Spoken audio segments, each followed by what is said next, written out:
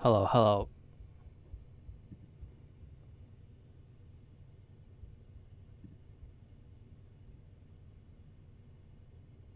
Hello, hello.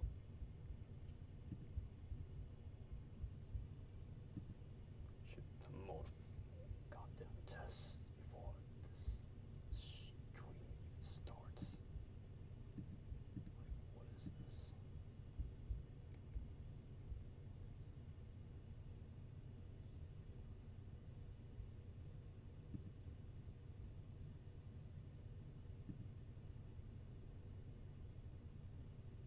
Hello, hello.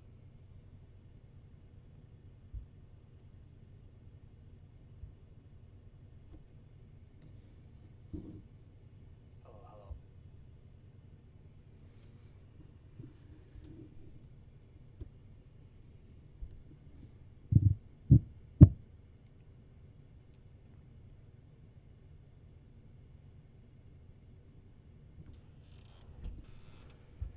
Hello, everybody. It's me, ThomasTubeHD, and welcome back to another reading live stream. And today we'll be continuing to read Ray Bradbury's Fahrenheit 451. So, early on today, I just got a few problems with the stream. I hope it's going to be going fine. Like, still haven't fixed the problems of last week. Just continues to linger today. The same problem is the bit rate. It's just not matching up to what I set the streams to be, and it's fucking back. You gotta be kidding me. But anyways, yes, we are back for part 4, reading Fahrenheit 451. And we shall be continuing from where we left off last time. Last time, the stream just abruptly ended because the same problems I'm currently seeing right now on YouTube Studios.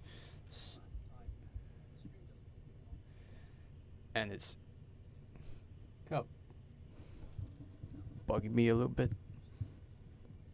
But I think we're just gonna have to continue on from where we left off last time when it crashed, and the live stream just keeps going back and forth of it's starting or continuing the live stream, or just straight up just ending again, like crashing. But anyways, we are just going to continue on from where we left off, which is this page.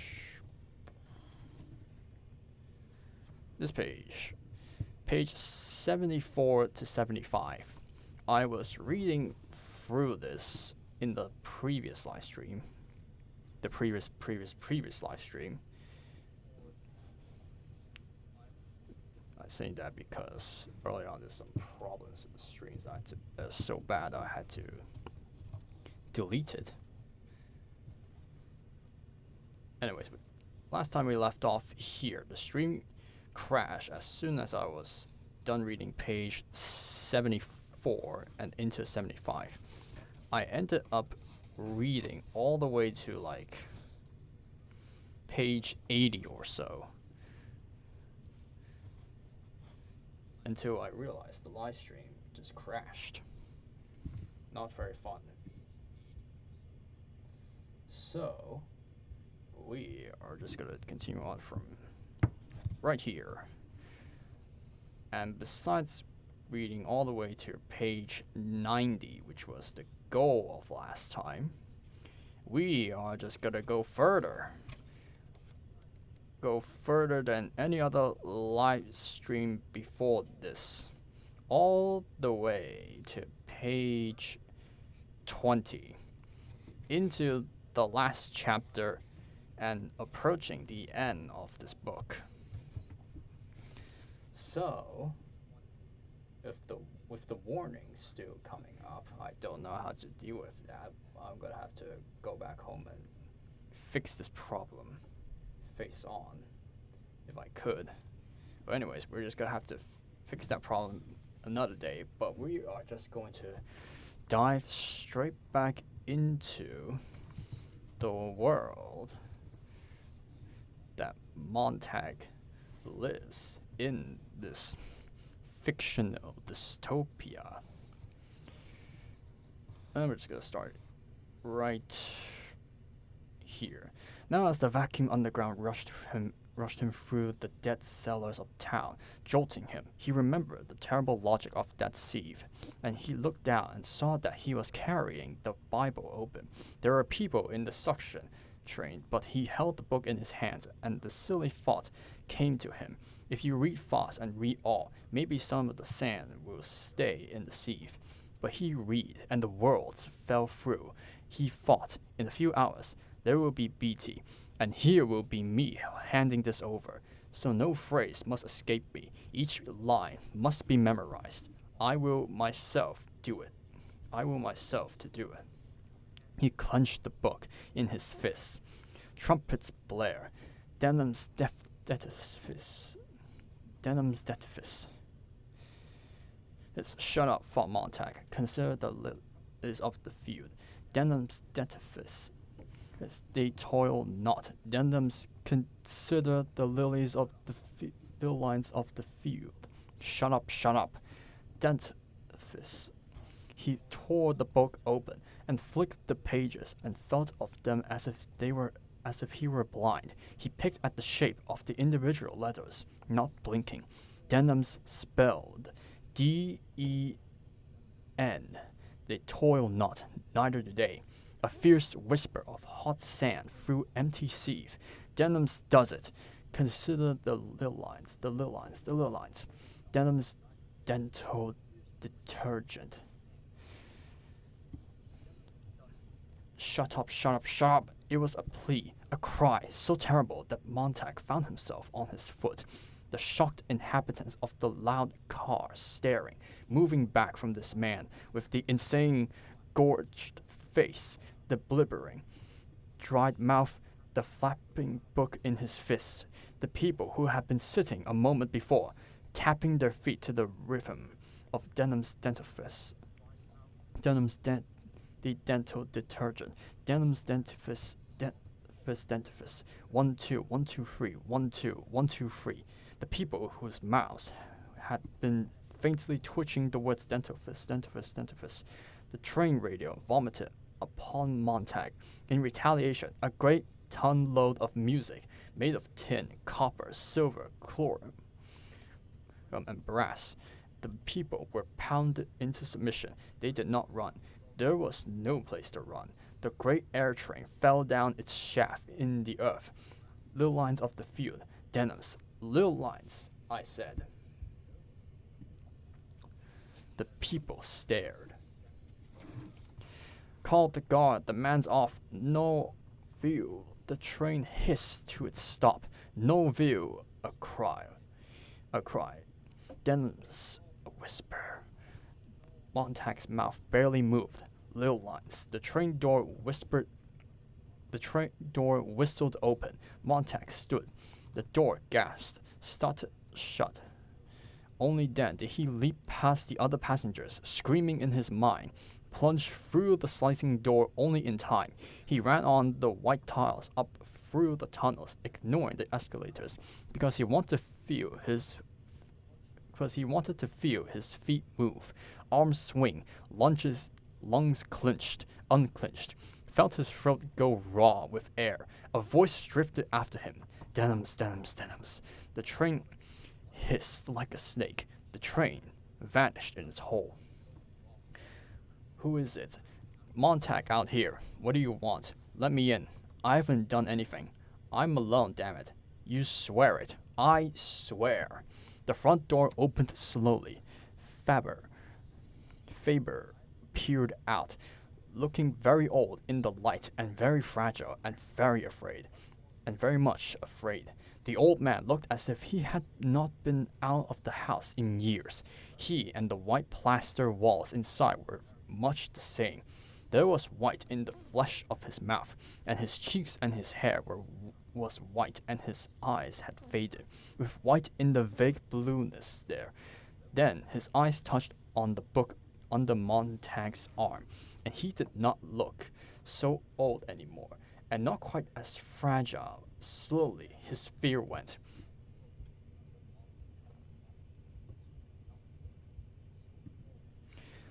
I'm sorry, one has to be careful. He looked at the book under Montag's arm and could not stop. So it's true. Montag stepped inside. The door shut. Sit down. Faber backed up, as if he feared the book might vanish if he took his eyes from it. Behind him, the door to a bedroom stood open, and in that room a litter of machinery and steel tools were strewn upon a desktop. Montag had only a glimpse before Faber,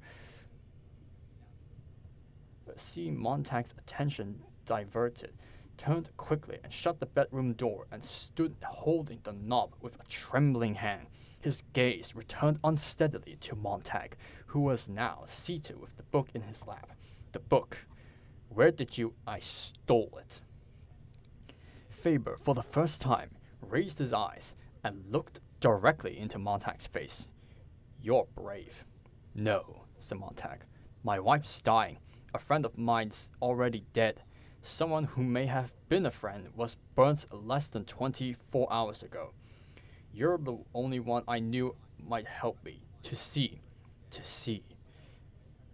Faber's hands itched on his knees. May I? Sorry, Montag gave him the book. It's been a long time. I'm not a religious man, but it's been a long time. Faber turned the pages, stopped here and there to read. It's as good as I remember. Lord, how they've changed it in our parlors these days. Christ is one of the family now.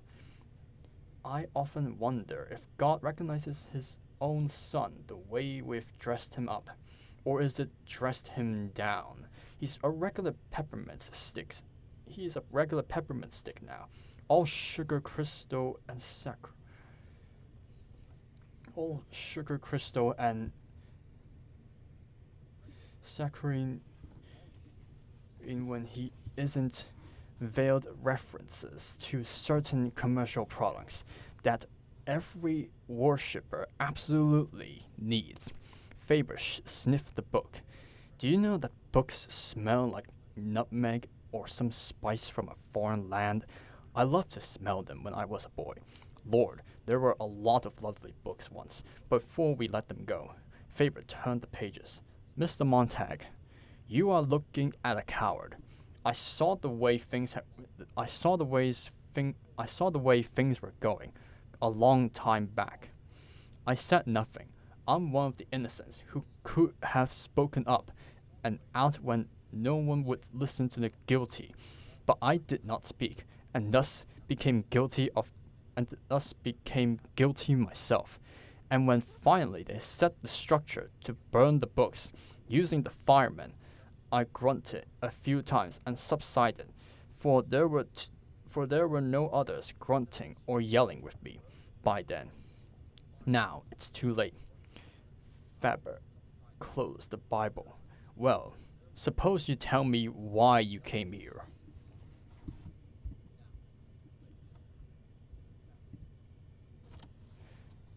Nobody listens anymore. I can't talk to the walls because they're yelling. I can't talk to the walls because they're yelling at me. I can't talk to my wife. She listens to the walls. I just want someone to hear what I have to say. And maybe if I talk long enough, it'll make sense. And I want you to teach me to understand what I read. What I read. Faber examined Montag's thin, blue-jowled face. How did you get shaken up? What knocked the torch out of your hands? I don't know. We have everything we need to be happy, but we aren't happy. Something's missing. I looked around. The only thing I positively knew was gone was the books I've burned in 10 or 12 years. so I thought books might help. You're a hopeless romantic, said Faber. It would be funny if it were not serious. It's not books you need. It's some of the things that once were in books. The same things could be in the parlor families today. The same infinite detail and awareness couldn't be projected through the radios and televisors, but are not. No, it's not books at all you're looking for. Take it where you can find it. In old phonograph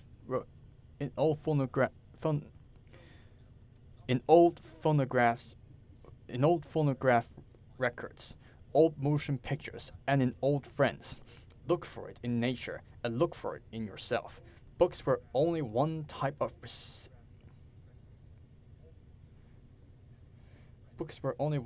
receptacle where we stored a lot of things.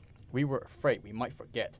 There is nothing magical in them at all. The magic is only in what books say, how they stitch the patches of the universe together into one garment for us. Of course, you couldn't know this. Of course, you still can't understand what I mean when I say all this. You are intuitively right. That's what counts. 3 things are missing. Number 1, do you know why books such as this are so important? Because they have quality. And what does the word quality mean? To me, it means texture. This book has pores. It has features. This book can go under the microscope.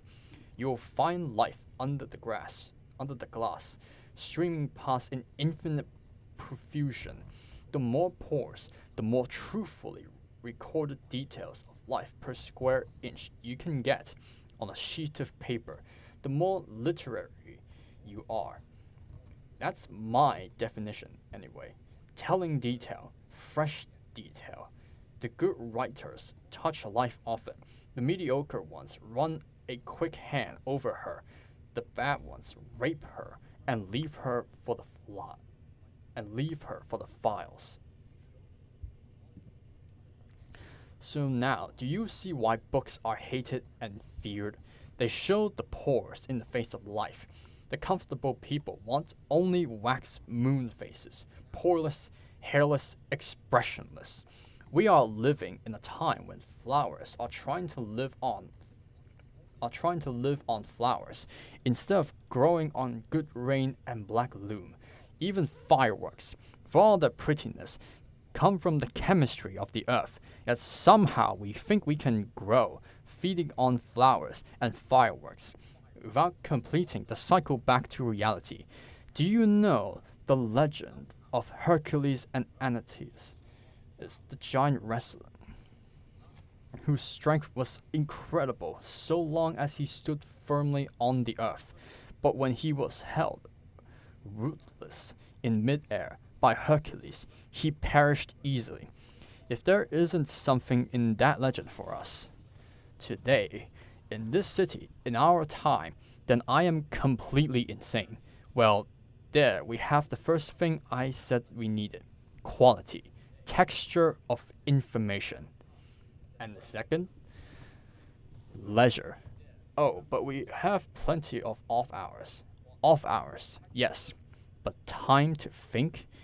If you're not driving 100 miles an hour at a clip where you can't think of anything else but the danger, then you're playing some game or sitting in some room where you can't argue with the four-wall televisor.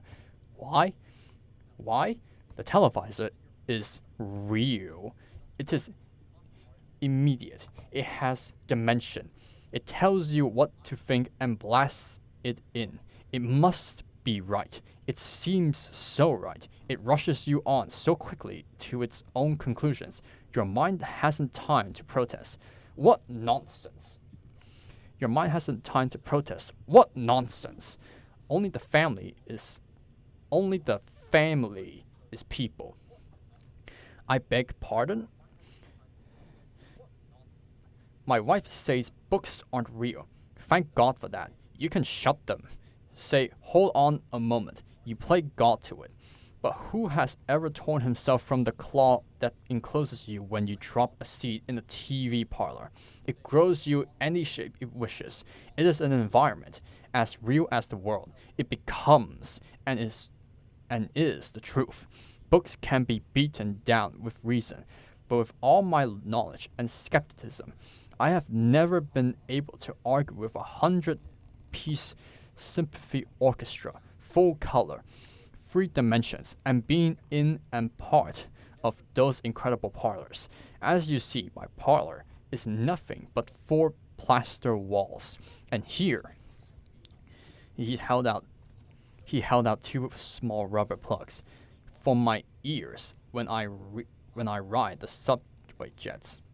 Denim's dentifrice, they toil not, neither do they spin, said Montag, eyes shut. Where do we go from here? Would books help us?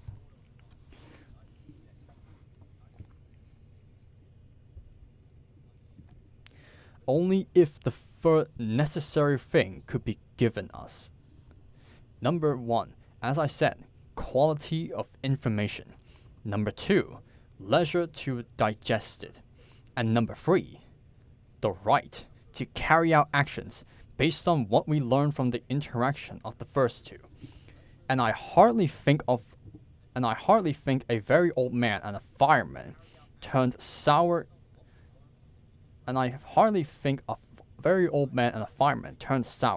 could do much this late in the game. I can get books. You're running a risk. That's the good part of dying. When you have nothing to lose, you run any risk you want.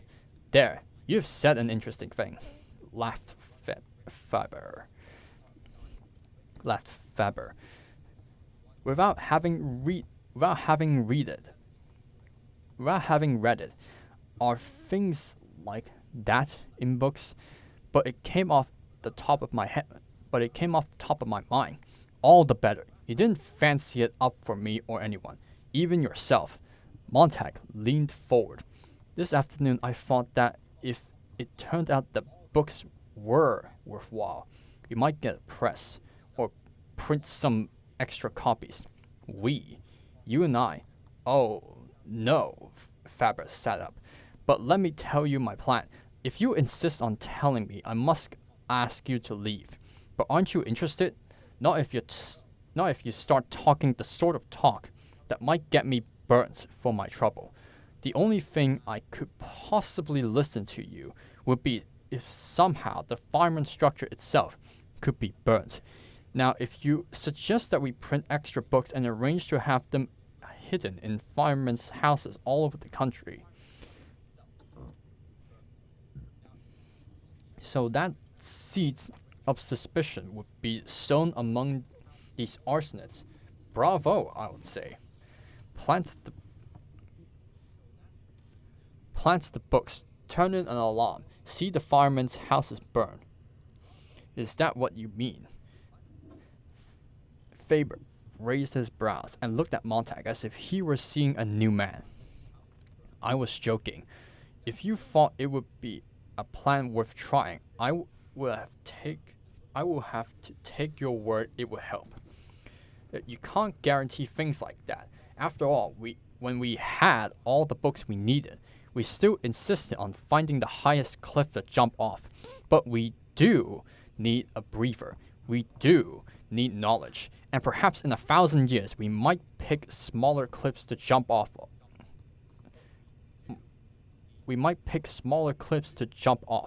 The books are to remind us what asses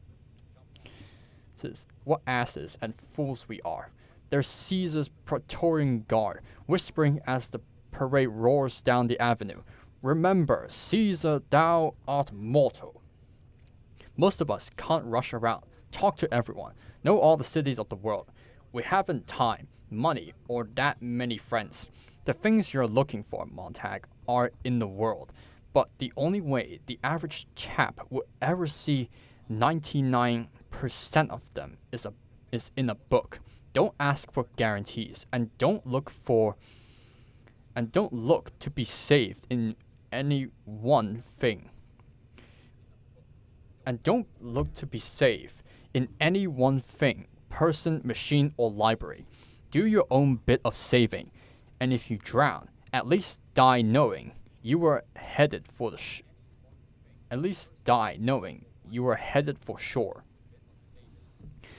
Faber got up and began to pace the room.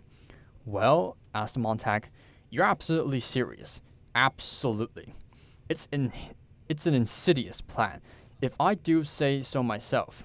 Faber glanced nervously at his bedroom door. To see the firehouses burn across the land, destroyed as hotbeds of treason, the salamander devours his tail. Oh, God! I've a list of firemen's residents everywhere. With some sort of underground, can't trust people. That's the dirty part. You and I, and who else will set the fires? Aren't there professors like yourself, former writers, historians, linguists, dead or ancient? The older the better. They'll go unnoticed. You know dozens. Admitted. Oh, there are many actors alone who haven't enacted a Pirandello or Shakespeare for years because their plays are too aware of the world. We could use their anger, and we could use the honest rage of those historians who haven't written a line for 40 years. True, we might form classes in thinking and reading. Yes, but that would just nibble the edges. The whole culture's shot through. The skeleton needs melting and reshaping. Good God, it isn't as simple as just picking up a book you laid down half a century ago. Remember, the firemen are rarely necessary. The public itself stopped reading of its own accord. You firemen provide a circus now and then at which buildings are set off, and crowds gather for the pretty blaze. But it's a small sideshow indeed, and hardly necessary to keep things in line. So few want to be rebels anymore, and out of those few, most, like me, scare easily. Can you dance faster than the white clown, shout louder than Mr. Gimmick and the parlor families? If you can, you'll win your way, Montag. In any event, you're a fool. People are having fun. Committing suicide, murdering. A bomber fight had been moving east all the time. They talked. And now the two men stopped and listened, feeling the great jet sound tremble inside themselves. Faber and Montag are like discussing a resistance retaliation plan, and then just an enemy bomber also just trespassed into their country's airspace and just started fighting. Anyways. Patience, Montag. Let the war turn off the families. Our civilization is flinging itself to pieces. Stand back from the centrifuge. There has to be someone ready when it blows up. What? Men quoting Milton, saying, "I remember syphilis,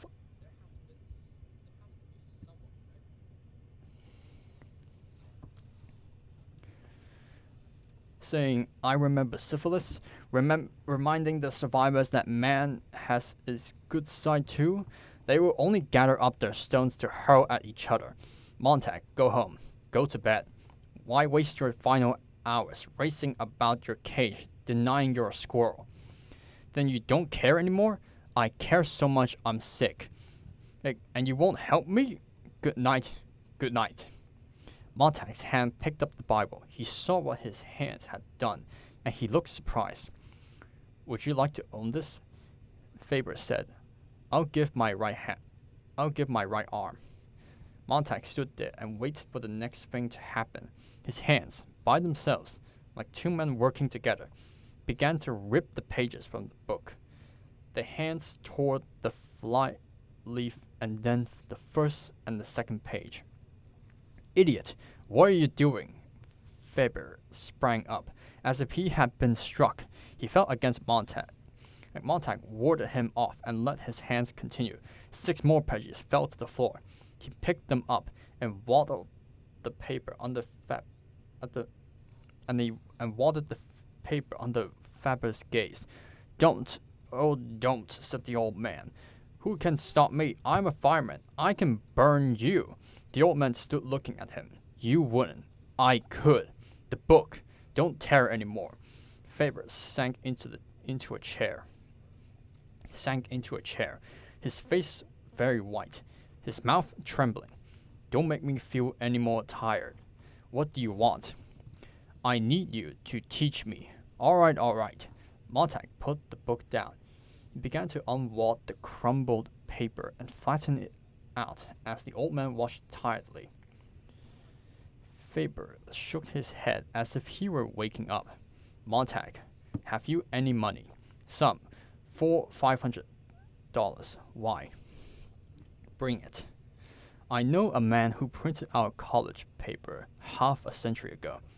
That was the year I came to class at the start of the new semester and found only one student to sign up for drama from S is to O'Neill. You see how a beautiful statue of ice it was, melting in the sun. I remember the newspapers dying like huge moths. No one wanted them back. No one missed them. And then the government, seeing how advantageous it was to have people reading only about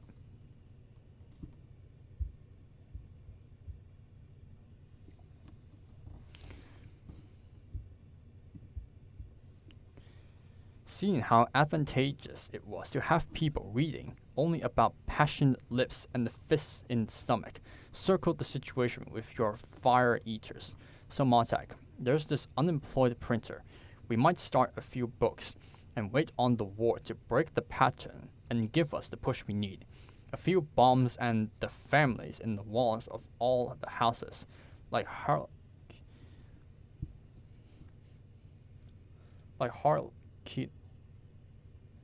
Harlequin and rats will shut up. In the silence, our stage whisper might carry. They both stood looking at the book on the table. "I've tried to remember," said Montag, "but hell, it's gone when I turn my head. Gone. How I want something to say to the captain. He's read enough so he has all the answers, or seems to have. His voice is like butter. I'm afraid he'll talk me back the way I was only a week ago, pumping a kerosene hose. I thought, God, what fun." The old man nodded. "Those who don't build must burn. It's as old as history and juvenile delinquents. So that's what I am." "There's some of it in all of us." Montag moved toward the front door. Can you help me in any way tonight with the fire captain? I need an umbrella to keep off the rain. I'm so damn afraid I'll drown if he gets me again." The old man said nothing, but glanced once nervously at his bedroom. Montag caught the glance. "Well?"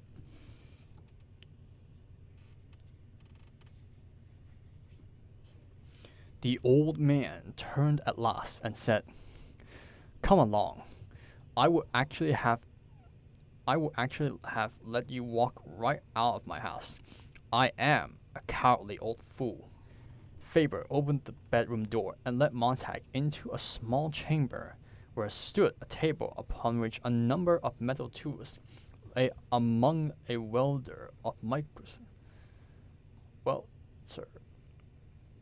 lay among a welter of microscopic wire hairs, tiny coils, bobbins, and crystals. "What's this?" asked Montag. "Proof of my terrible cowardice. I've lived alone so many years, throwing images on walls with my imagination, fiddling with electronics. Radio transmission has been my hobby. My cowardice is of such a passion, complementing the revolutionary spirit that lives in its shadow. I was forced to design this." He picked up a small green metal object no larger than a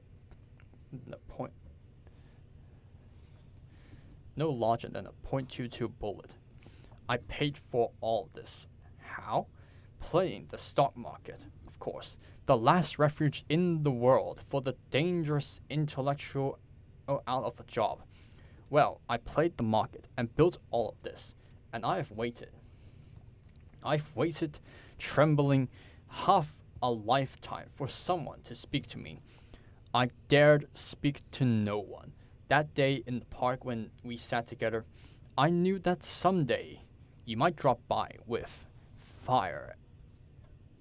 I knew that someday you might drop by with fire or friendship. It was hard to guess. I've had this little item ready for months, but I almost let you go. I'm that afraid. It looks like a seashell radio. And something more. It listens. If you put it in your ear, Montag, I can sit comfortably home, warming my frightened bones, and hear and analyze the fireman's world, find its weaknesses without danger. I'm the queen bee, safe in the hive. You will be the drone and the traveling car. Eventually, I could put out ears into all parts of the city, with various men listening and evaluating. If the drones die, I'm still safe at home, tending my fright with a maximum of comfort and a minimum of chance. See how safe I play it. How contemptible I am." Montag placed the green bullet in his ear. The old man inserted a similar object in his own ear and moved his lips. "Montag." The voice was in Montag's head. "I hear you." The old man laughed. "You're coming over fine, too," Faber whispered. But the voice in Montag's head was clear. "Go to the firehouse when it's time. I'll be with you. Let's listen to this Captain Beatty together. He could be one of us. God knows. I'll give you things to say. We'll give him a good show. Do you hate me for this electronic cowardice of mine? Here I'm sending you out into the night, while I stay behind the lines with my damned ears, listening for you to get your head chopped off. We all do what we do," said Montag. He put the Bible in the old man's hand. "Here, I'll chance turning in a substitute tomorrow. I'll see the unemployed printer. Yes, that much I can do. Good night, Professor." "Not good night. I'll be with you the rest of the night." A vinegar gnat that's tickling your ear when you need me. But good night, and good luck anyway. The door opened and shut. Montag was in the dark street again, looking at the world.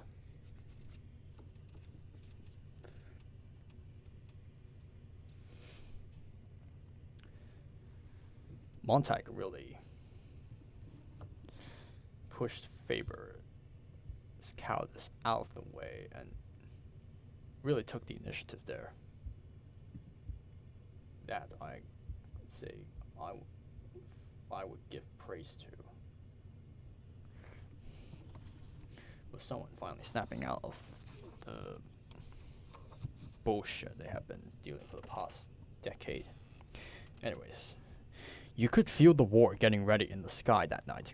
The way the clouds moved aside and came back, and the way the stars looked, a million of them swimming between the clouds, like the enemy discs, and the feeling that the sky might fall upon the city and turn it to chalk dust, and the moon go up in red fire. That was how the night felt.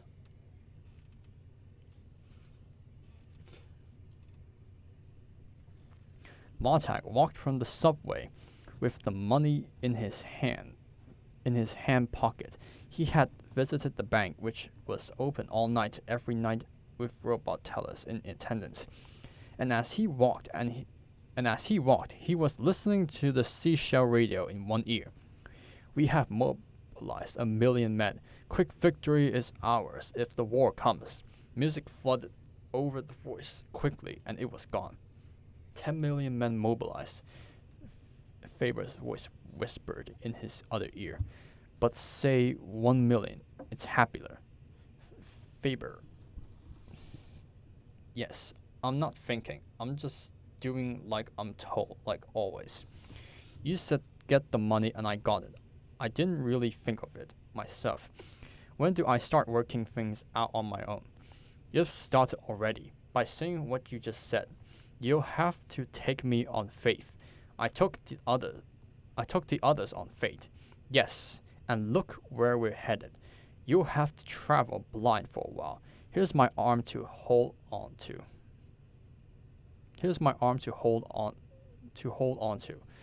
I don't want to change sides and just be told what to do. There's no reason to change if I do that. You're wise already. Montag felt his feet moving him on the sidewalk toward his house. Keep talking. Would you like me to read? I'll read you so you can remember. I go to bed only 5 hours a night. Nothing to do. So if you like, I'll read you to sleep nights. They say you retain knowledge even when you're sleeping. If someone whispers it in your ear. Yes, here, far away across town in the night, the faintest whisper of a turned page. The book of Job. The moon rose in the sky as Montag walked, his lips moving just adrift. He was eating a light supper at 9 in the morning. He was eating a light supper at 9 in the evening, when the front door cried out in the hall, and Mildred ran from the parlor like a native fleeing an eruption of Vesuvius. Mr. Pelps and Mr. Bolt came through the front door and vanished into the volcano's mouth, with martinis in their hands. Montag stopped eating. They were like a monstrous crystal chandelier tinkling in 1,000 chimes. He saw their Cheshire cat smiles was burning through the walls of the house, and now they were screaming at each other above the din. Montag found himself at the parlor door with his food still in his mouth. Doesn't everyone look nice? Nice. You look fine, Billy. Fine. Everyone looks swell, swell. Montag stood watching them. Patience, said Faber. Whispered Faber.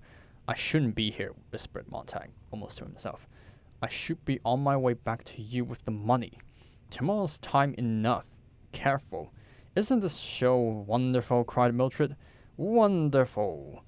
On one wall, a woman smiled and drank oranges simultaneously. How does she do both at once? Thought Montag insanely. In the other walls, an X-ray of the same woman revealed the contracting journey of the refreshing beverage on its way to her delighted stomach. Abruptly, the room took off on a rocket flight into the clouds. It plunged into a lime-green sea, where blue fish ate red and yellow fish. A minute later, 3 white cartoon clowns chopped off each other's limbs to the to the accompaniment of immense incoming tides of laughter.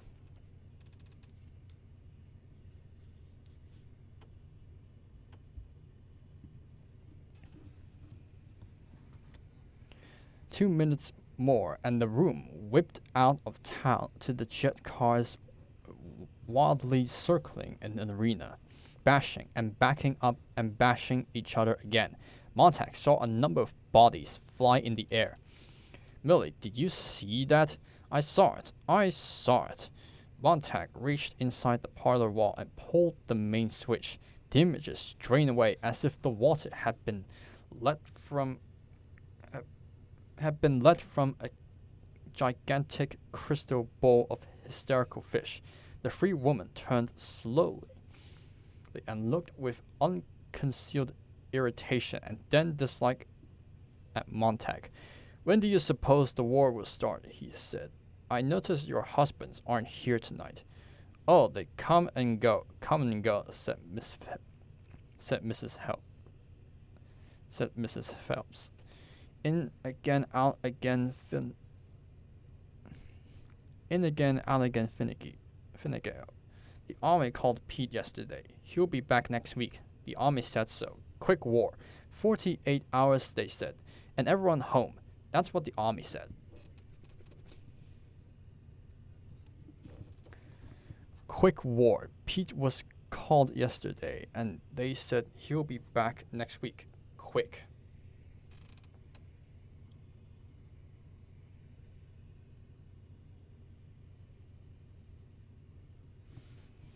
The three women fidgeted and looked nervously at the empty, mud-colored walls. I'm not worried, said Mrs. Phelps.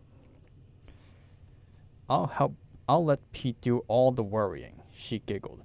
I'll let old Pete do all the worrying, not me. I'm not worried. It's always someone else's husband dies, they say. I've heard that too. I've never known any dead men killed in a war. Killed jumping off a building, yes, like Gloria's husband last week. But from wars? No, not from wars, said Mrs. Phelps. Anyway, Pete and I always said no tears, nothing like that. It's our third marriage each, and we're independent. Be independent, we always said. He said, and if I get killed off, you just go right ahead and don't cry. But get married again and don't think of me. That reminds me, said Mildred.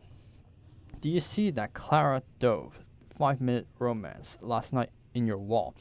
Well, it was all about this woman who, Montag said nothing, but stood looking at the women's faces as he had once looked at the face of the saints in a strange church he had entered when he was a child. The faces of those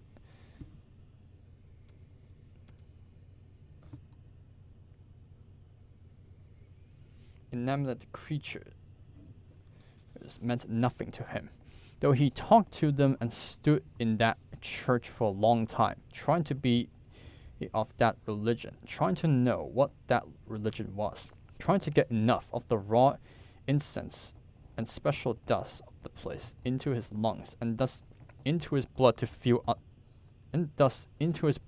touched and concerned by the meaning of the colorful men and women with the porcelain eyes and the blood ruby lips. But there was nothing. Nothing.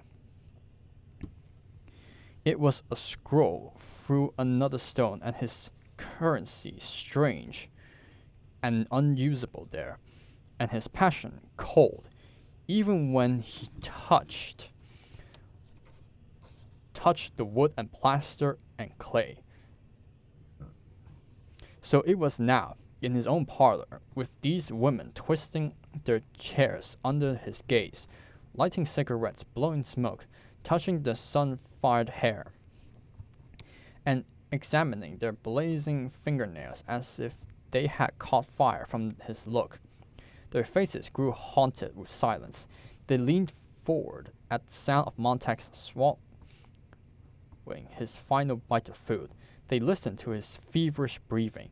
The three empty walls of the room were like the pale brows of sleeping giants now, empty of dreams.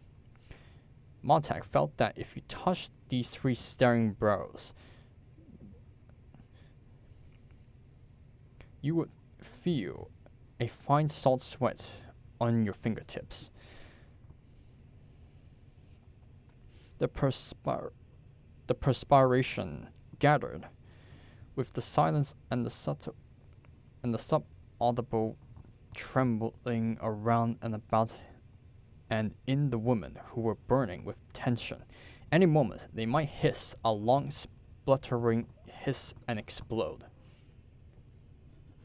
And also we just crossed page 90. Something that should have been done last stream, but we had to finish it. We had to do it in this stream. But now, on towards page 20. Montag moved his lips. "Let's talk." The woman jerked and stared. "How's your children, Mrs. Phelps?" he asked. "You know I haven't any. No one in his right mind, the good Lord knows, would have children," said Mrs. Phelps, not quite sure why she was angry with this man. "I wouldn't say that," said Mrs. Bowles. "I've had 2 children by cesarean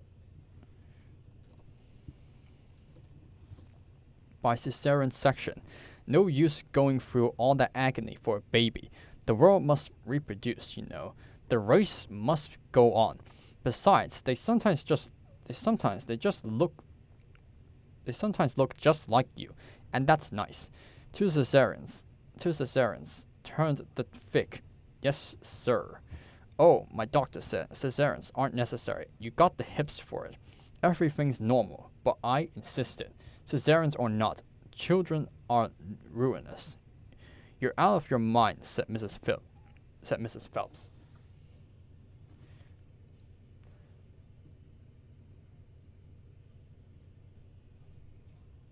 "I pluck the children in school 9 days out of 10. I put up with them when they come home 3 days a month. It's not bad at all. You heave them into the parlor and turn the switch. It's like washing clothes. Stuff laundry in and slam the lid." Mrs. Bowles tilted. They would just as soon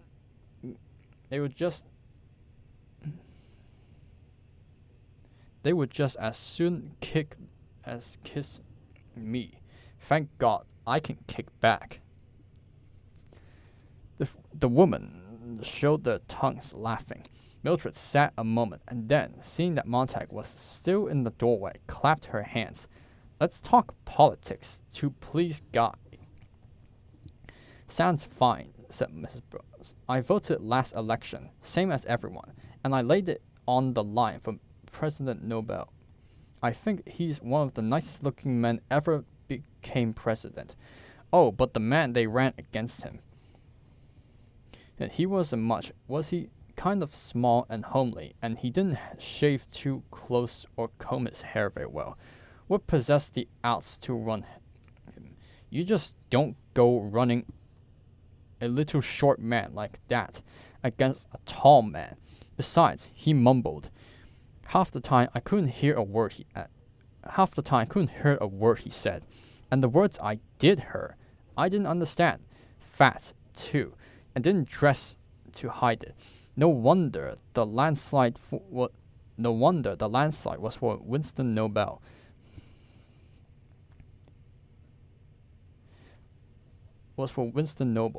Well, even their names helped. Compare Winston Noble to Humbert Hong for 10 seconds, and you can almost figure the results. "Damn it," cried Montag. "What do you know about Hong and Noble? Why, they were right in that parlor wall not 6 months ago. One was always picking his nose. It drove me wild." "Well, Mr. Montag," said Mrs. Phelps, "do you want us to vote for a man like that?" Mildred beamed. "You just can't You just run away from the door, Guy, and don't make us nervous. But Montag was gone, and back in a moment with a book in his hand. Guy, damn it, damn it all, damn it all, damn it. What have you got there? Isn't that a book? I thought that all special training these days was done by film. Mrs. Phelps blinked. You're reading up a fireman theory? Theory, hell, said Montag. It's poetry. Montag, a whisper. Leave me alone. Montag felt himself turning in a great circling roar and buzz and hum. Montag, hold on, don't. Did you hear them? Did you hear these monsters talking about monsters? Oh God, the way they jabber about people and their own children and themselves, and the way they talk about their husbands, and the way they talk about war. Damn it, I stand here and I can't believe it. I didn't say a single word about any war. I'll have you know, said Mrs. Phelps. As for poetry, I hate it, said Mrs. Bowles. Have you ever heard any? Montag's Faber's voice scrapped away at him. You'll ruin everything. Shut up, you fool. All three women were on their feet. Sit down, they sat. I'm going home, quit Mrs. Bowles. Montag, please, in the name of God, what you're up to, pleaded Faber. Why don't you just read us one of those poems from your little book? Mrs. Phelps nodded. I think that would be very interesting. That's not right, Waldo. Mrs. Bowles, we can't do that.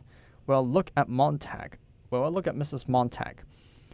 He wants to. I know he does. And if we listen nice, Mr. Montag will be happy, and then, maybe, we can go on and do something else. He glanced nervously at the long emptiness of the walls enclosing them. Montag, go through with this and I'll cut off. I'll leave. The beetle jabbed his ear. What good is this? What you'll prove? Scare hell out of them. That's what. Scare the living day lights out. So itchy right now. My nose. Anyways. Mildred looked at the empty air. Now, Guy, just who are you talking to? A silver needle pierced his brain. Montag, listen. Only one way out. Play it as a joke. Cover up. Pretend you aren't mad at all. Then walk to your wall incinerator and throw the book in. Mildred had already anticipated this in a quivery voice. Ladies, once a year, every fireman's allowed to bring one book home from the old days to show his family how silly it all was, how nervous that sort of thing can make you, how crazy. Guy's surprise tonight is to read you one sample to show how mixed up things were, so none of us will ever have to bother our little old heads about that junk again. Isn't that right, darling? He crushed the book in his fist. Say yes. His mouth moved like Faber's. Yes. Mildred snatched the book with a laugh. Here, read this one. No, I take it back. Here's that real funny one you read out today. Ladies, you won't understand a word. It goes umpty dumpty ump. Go ahead. Guy. Go ahead, Guy. That page, dear. He looked at the open page. A fly stirred its wings softly in his ear. Read. What's the title, dear? Dover Beach. His mouth was numb. Now read in a nicer, clear voice and go slow. The room was blazing hot. He was all fire. He was all coldness. They sat in the middle of an empty desert with 3 chairs, and him standing, swaying, and him waiting for Mrs. Phelps to stop straightening her dress helm, and Mrs. Bowles to take her fingers away from her hair, Then he began to read in a low, stumbling voice that grew firmer as he progressed from line to line, and his voice went out across the desert, into the whiteness and around the free-sitting woman, there in the great hot emptiness. The sea of fate was once too at the full and round earth's shore, like the folds of a bright girdle lay the folds of a bright girdle furry. But now I only hear its melancholy, long-drawing roar, retreating to the breath of the night wind down the vast edges drear,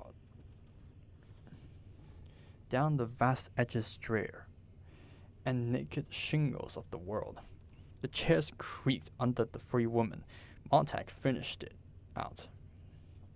Ah, love, let us be true to one another, for the world which seems to lie before us like a land of dreams, so various, so beautiful, so new, have really neither joy nor love nor light, nor certitude nor peace nor help for pain.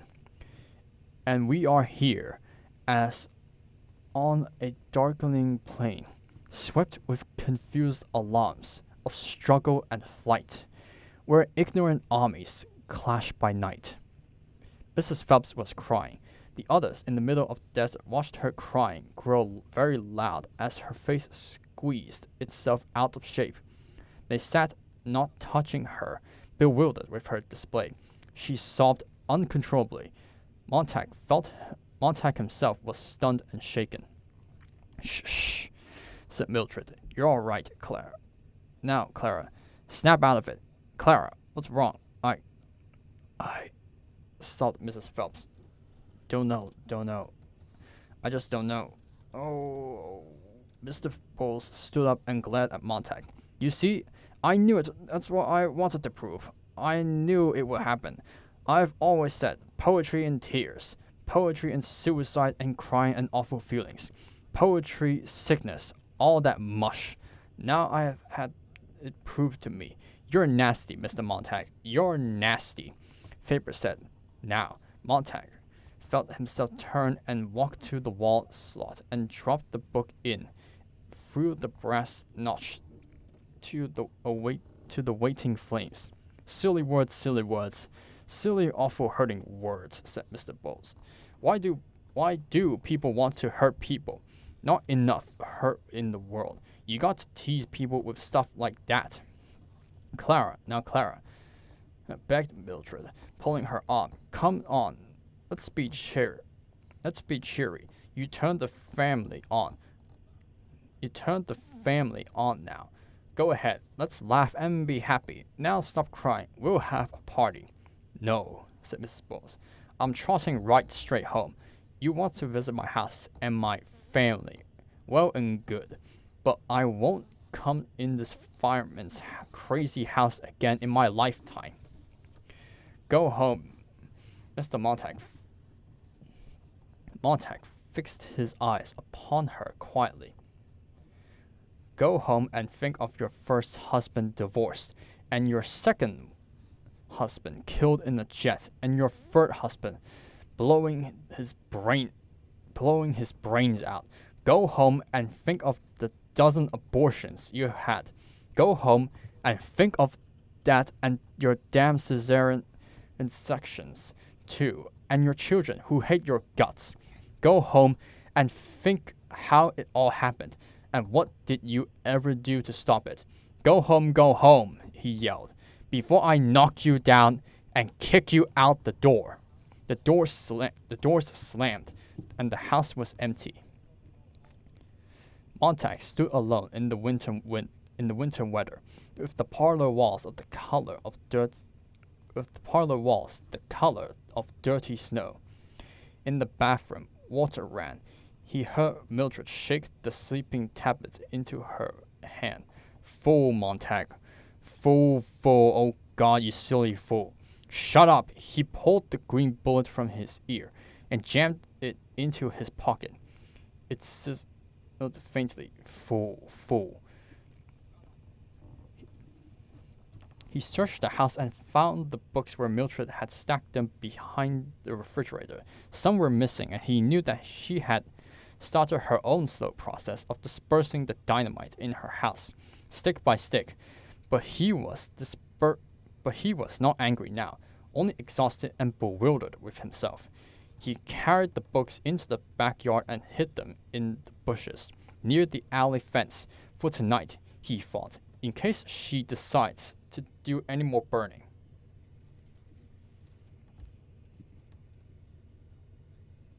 That comeback Montag made. Wow. And also, we crossed the 1 hour mark. Stream is going pretty fine right now. Might eat my own words after saying that. And then the stream just breaking. But as far as I can see, the stream, despite me burping a lot because very much reading this in a dramatic fashion and quite loudly, and also with my face being a bit itchy, we're just going to continue with this. He went back through the house. Mildred, he called at the door of the darkened bedroom. There was no sound. Outside, crossing the lawn on his way to work, he tried not to see how completely dark and deserted Clarice McClellan's house was. On the way downtown, he was so completely alone with his terrible error that he felt the necessity for the strange warmness and goodness that came from a familiar and gentle voice, sneaking in the night. Already in a few short hours, it seemed that he had known Faber for a lifetime. Now, he knew that he was two people, that he was, above all, Montag, who knew nothing, who did not even know himself, a fool, but only suspected it. And he knew that he was also the old man who talked to him as the train was sucked from one end of the night city to the other on one long, sickening gasp of motion. In the days to follow, and in the nights when there was no moon, and in the nights when there was a very bright moon shining on the earth, the old man would go on with this talking, and this talking, drop by drop, stone by stone, flake by flake. His mind would well over at last, and he would not be Montag any more. This the old man told him, assured him, promised him. He would be Montag plus Faber, fire plus water, and then, one day, after everything had mixed and simmered and worked away in silence, there would be neither fire nor water, but wine.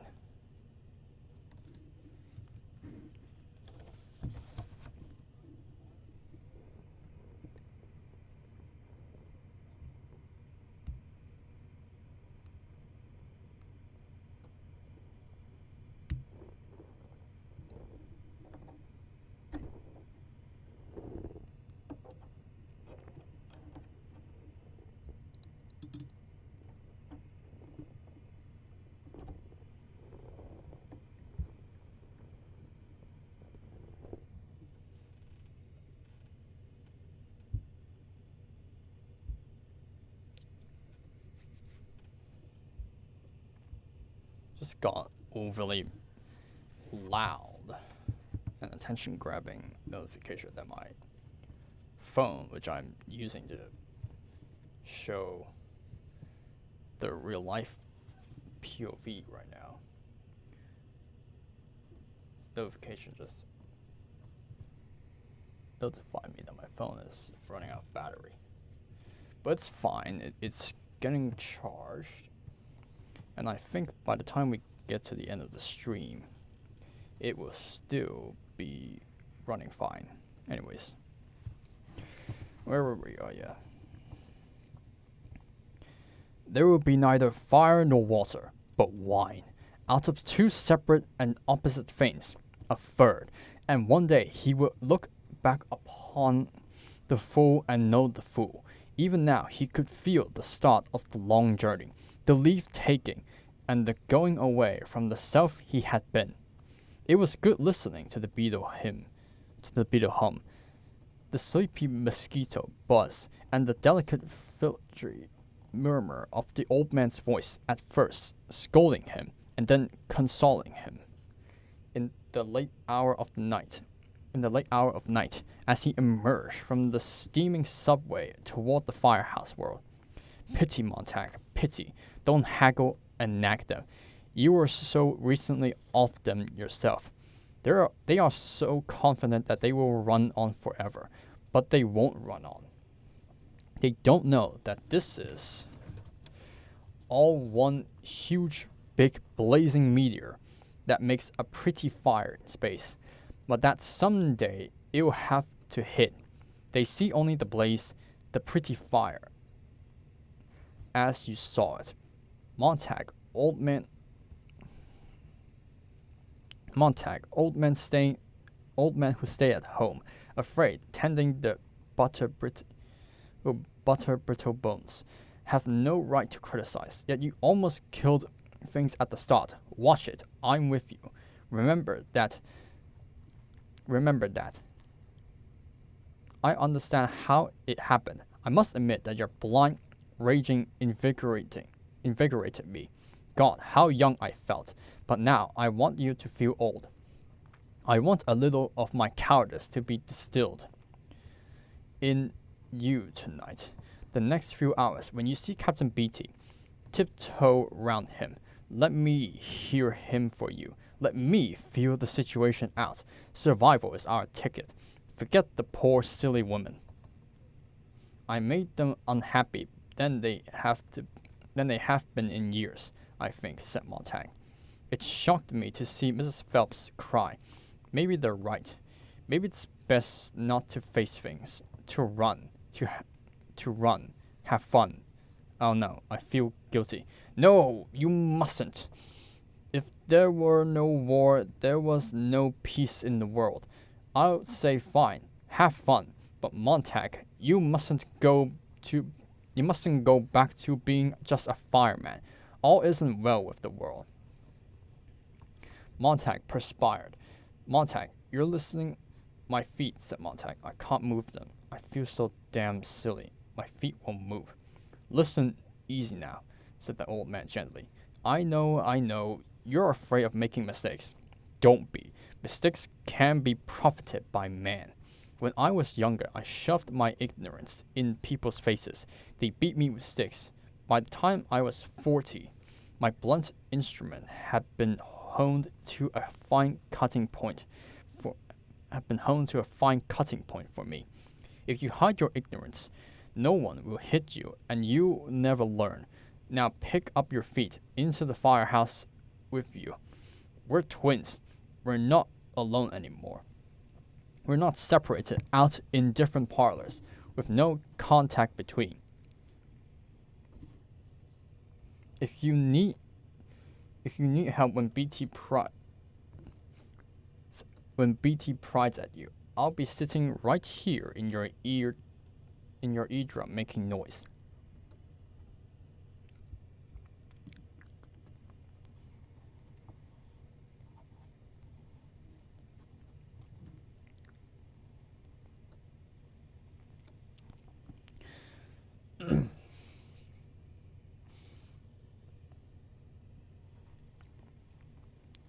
Montag felt his right foot, then his left foot, move.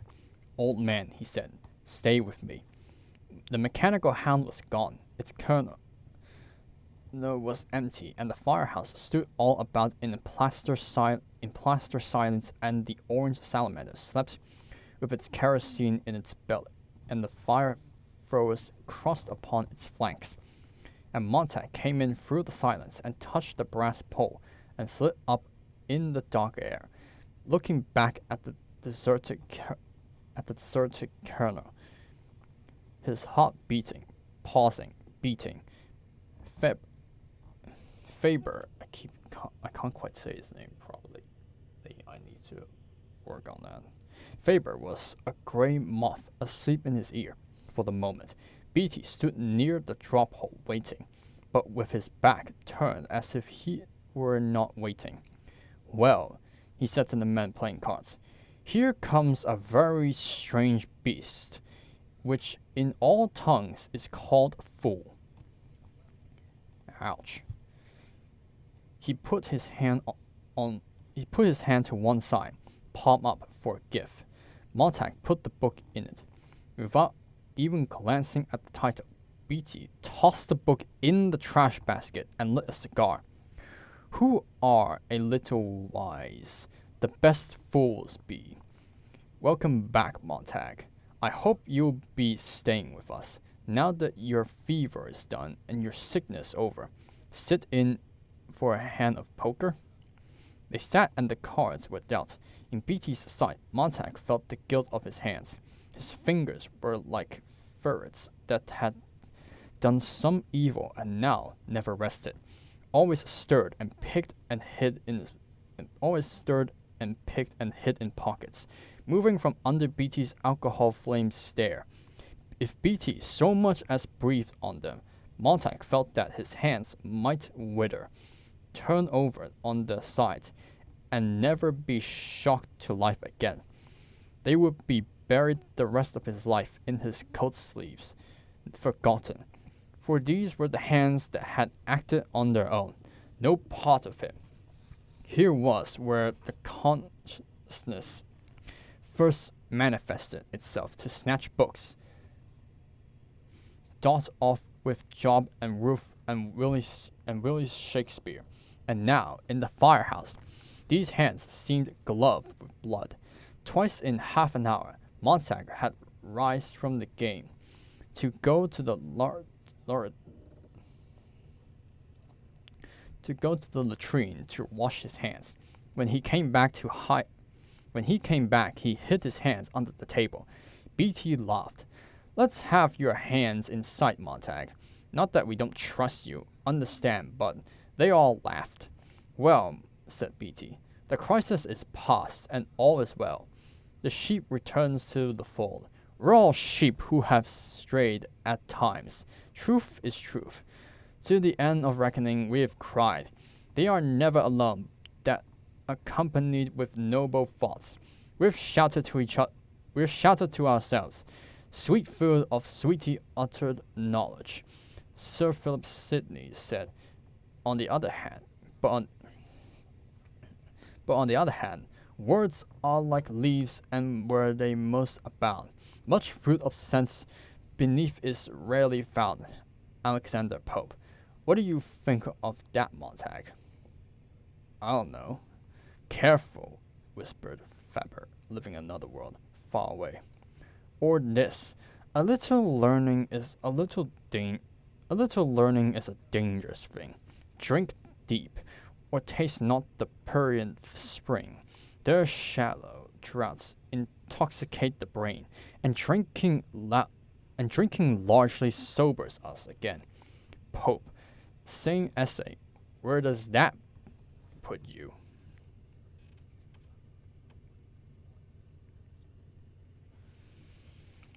Montag bit his lip. I'll tell you, said Beatty, smiling at his cards.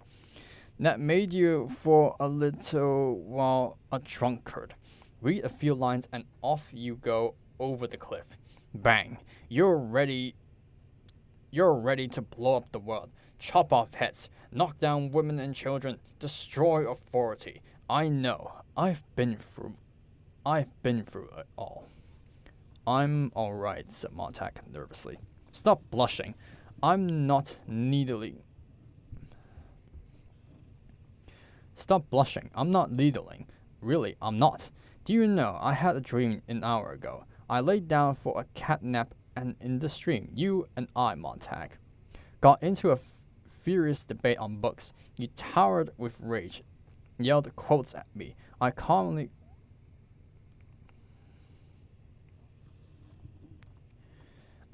parried every thrust. Power, I said, and you, quoting Dr. Johnson, said knowledge is more than equivalent to force. And I said, well, Dr. Johnson also said, dear boy, that he is no wise man that will quit a certainty for an uncertainty. Stick with the fireman, Montag. All else is dreary chaos. Don't listen, whispered Faber. He's trying to confuse. He's slippery. Watch out. BT chuckled. And you said, quoting, truth will come to light. Murder will not be hid long. And I cried in good humor, oh God, he speaks only of his horse, and the devil can cite sculpture for his purpose. And you yelled, this age thinks better of a gilded fool than a threadbare saint in wisdom's school. And I whispered gently, the dignity of truth is lost, with much protesting. And you screamed, carcasses bleed at the sight of the murderer. And I said, patting your head, what do I give you trench mouth? And you shrieked, knowledge is power. And a dwarf on a giant's shoulders seized the furthest of the two. And I summed my side up with rare serenity in the folly of mistaking a metaphor for proof, a torrent of verbiage for a spring of capital truths, and oneself as an oracle is inborn in us. Mr. Valley once said. Montag's head whirled sickeningly.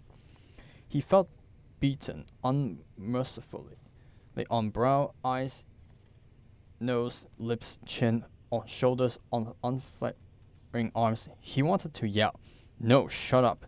You're confusing things. Stop it. Yet BT's graceful fingers thrust out to seize his wrist. God, what pulse. I've got you going, have I, Montag?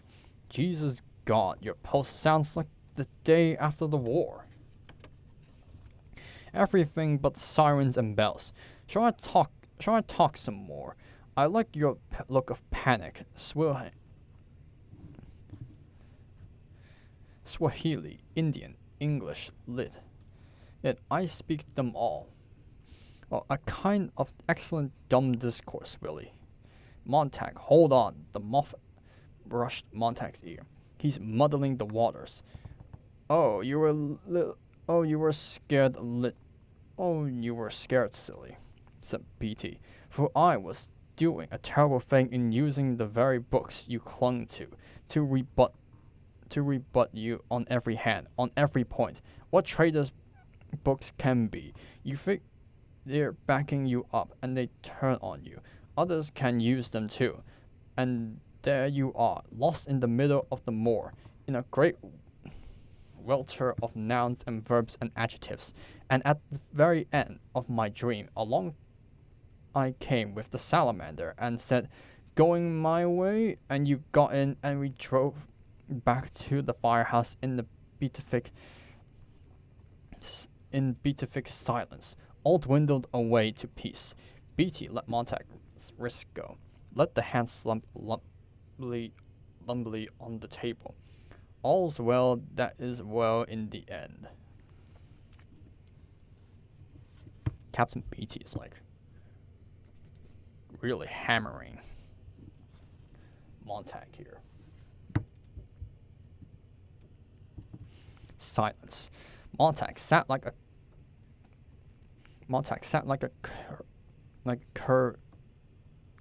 carved white stone.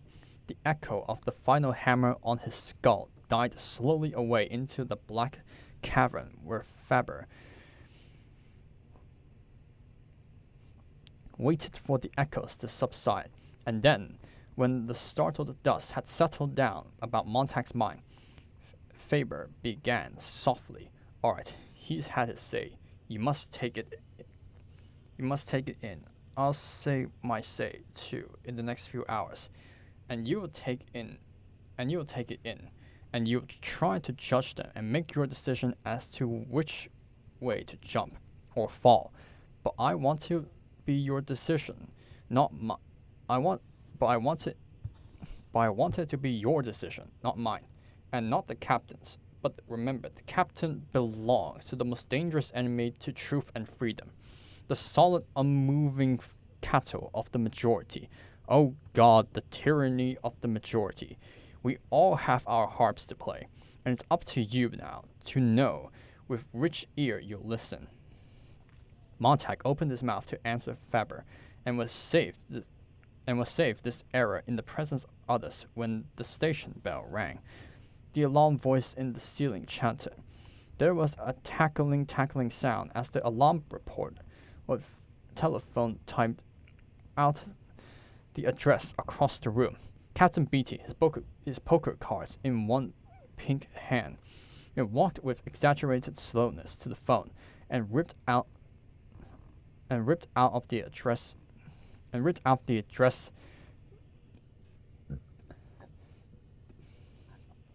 When the report was finished, he glanced perfunctorily at it and shoved it in his pocket.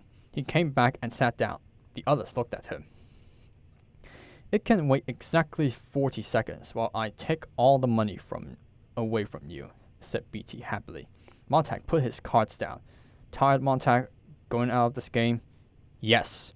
"Hold on. Well, come to think of it, we can finish this hand later. Just leave your cards face down and hustle the equipment.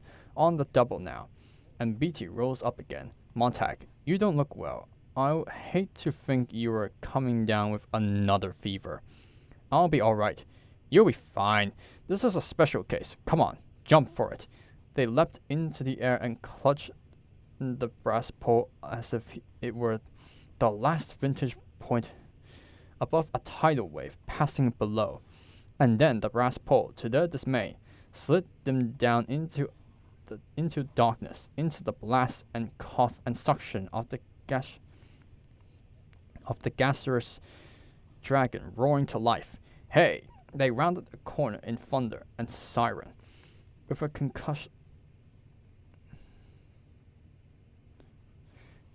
of tires, with scream of rubber, with a shift of kerosene bulk in the glittery brass tank, like the food in the stomach of a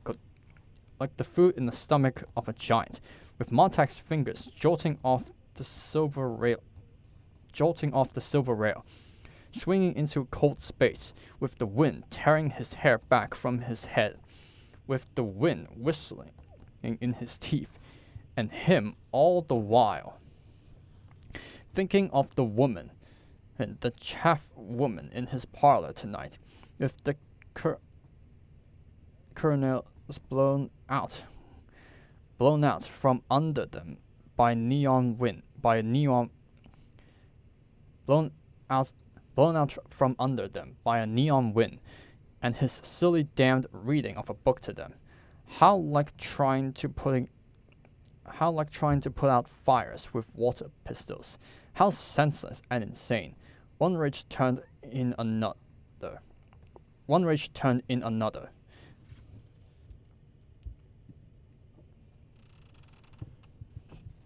anger displacing another. When would he stop being entirely mad and be quiet? Be very quiet indeed. Here we go. Montag looked up, and Beatty never drove, but he was driving tonight, slamming the salamander around corners, leaning forward high on the driver's throne, his massive black slicker flapping out behind so that he seemed a great bat flying above the engine, up over the brass numbers, taking the full wind. Here we go to keep the world happy, Montag. Beatty's pink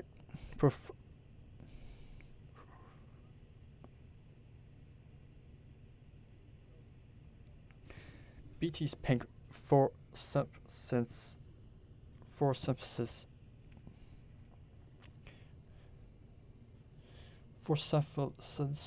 cheeks glimmered in the high darkness, and he was smiling furiously. Here we are! The salamander boomed to a halt, throwing men off in slips and clumsy hops. Montag stood fixing his raw eyes to the cold, bright rail under his clenched fingers. I can't do it, he thought. How can I go at this new assignment? How can I go on burning things? I can't go on in this place. BT, smiling off the wind through which he had rushed, was at Montag's elbow. All right, Montag. The men ran like cripples in their clumsy boots, as quietly as spiders. At last, Montag raised his eyes and turned. BT was watching his face. Something the matter, Montag? Why?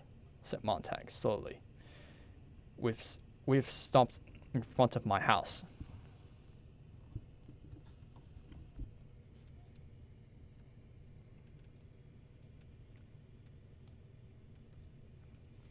And that concludes Chapter 2 of Fahrenheit 451. And where we continue up on the stream.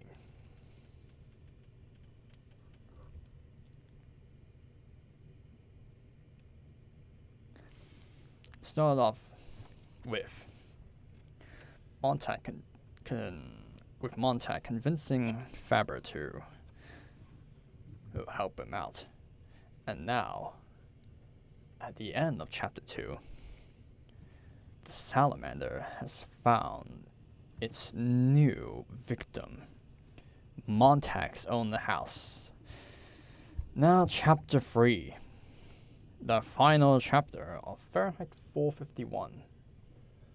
Burning bright.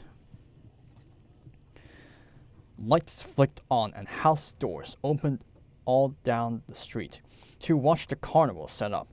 Montag and BT stared, one with dry satisfaction, the other with disbelief, at the house before them, this main ring in which torches would be juggled and fire eaten. Well, said BT, now you did it. Now you did it. Old Montag wanted to fly near the sun, and now that he's burnt his damn wings, he wonders why. Didn't I hint enough when I sent the hound around your place? Montag's face was entirely numb and featureless. He felt his head turn like a stone carving to the dark place next door, set in its bright border of flowers.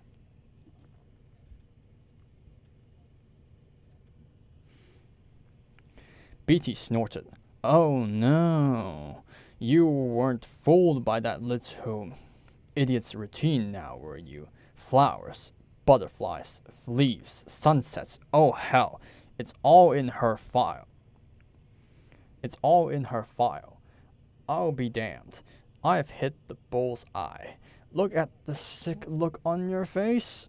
A few grass blades and the quarters of the moon. What trash. What good did she ever do with all that? Montag sat on the cold fender of the dragon, moving his head half an inch to the left, half an inch to the right. Left, right, left, right, left. She saw everything. She didn't do anything to anyone. She just left them alone. Alone? Hell, she chewed around you, didn't see. One of those damned do-gooders with the shocked, holier-than-thou silence. Their one talent making others feel guilty. God damn, they rise like the midnight sun to sweat you in your bed. The front door opened. Mildred came down the steps, running, one suitcase held with a dreamlike clenching rigidity in her fists, as a beetle taxi hissed to the curb. Mildred, she ran past with her body stiff, her face floured with powder, her mouth gone, without lipstick. Mildred, you didn't put in the alarm. She shoved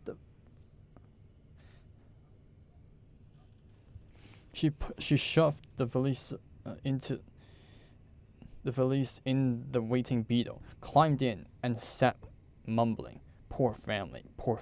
Oh, everything gone. Everything gone now.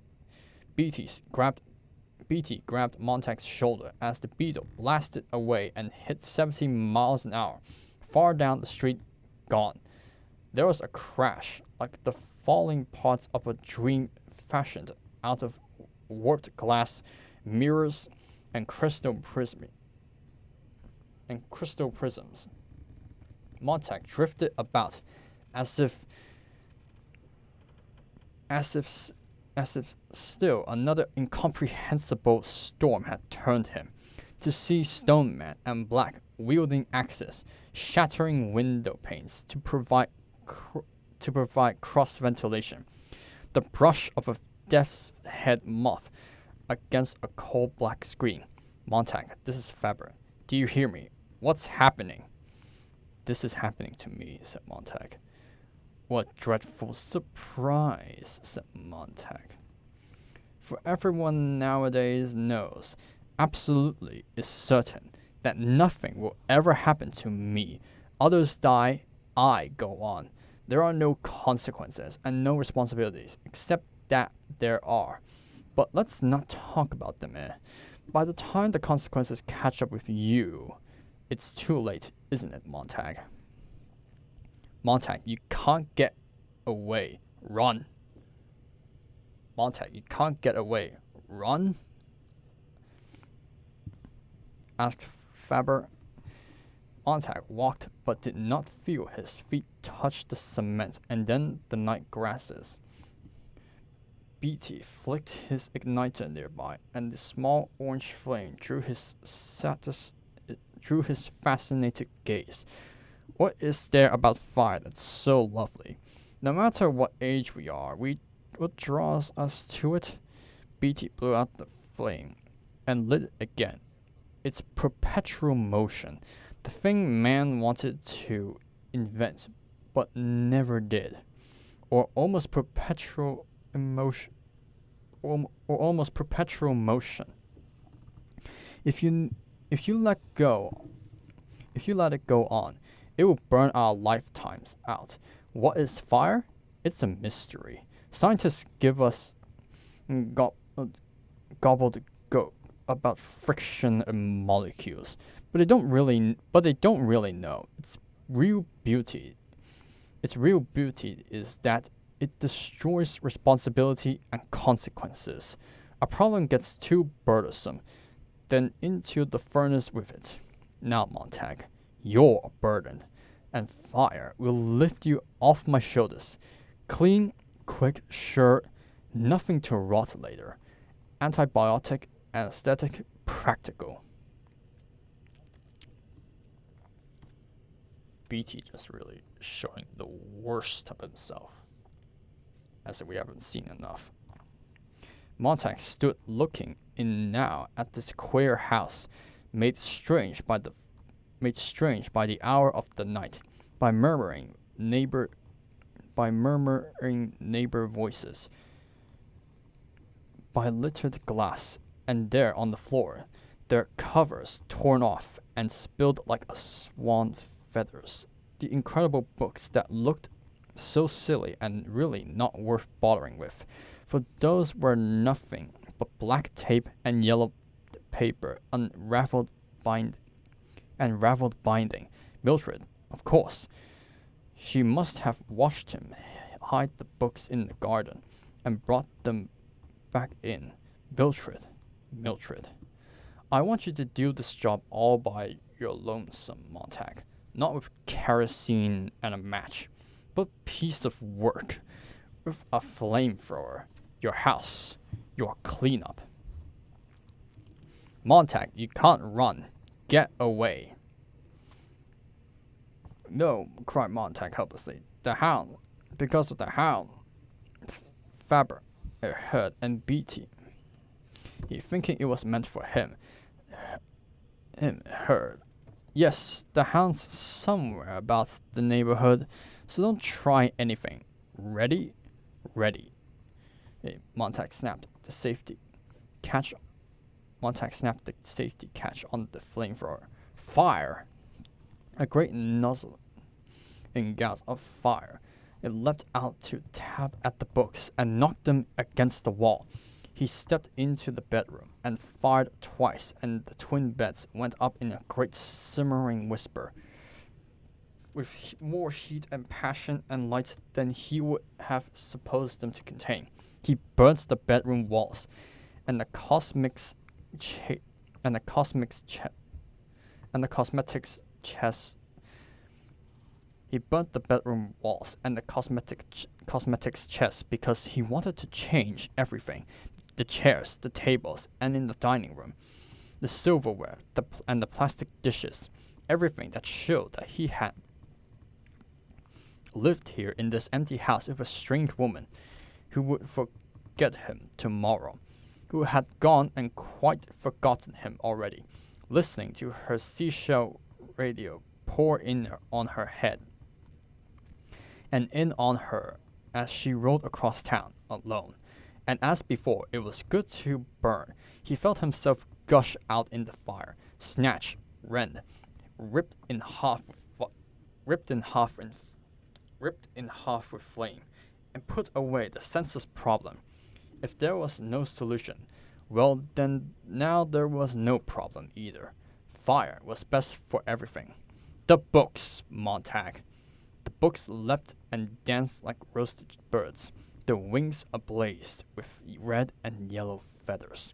And then he came to the parlor where the great idiot monsters lay asleep with their white thoughts and their snowy dreams, and he shot a bolt at each of the 3 blank walls, and the vacuum hissed out at him, and the emptiness made an even emptier whistle, a senseless scream. He tried to think about the vacuum upon which the nothingness had performed, but he could not. He held his breath so the vacuum could not get into his lungs. He cut off its terrible emptiness, drew back, and gave the entire room a gift of one huge, bright, yellow flower of burning. The fireproof plastic sheath on everything was cut wide open, and the house began to shudder with flame. When you're quite finished, said Beatty behind him, you're under arrest.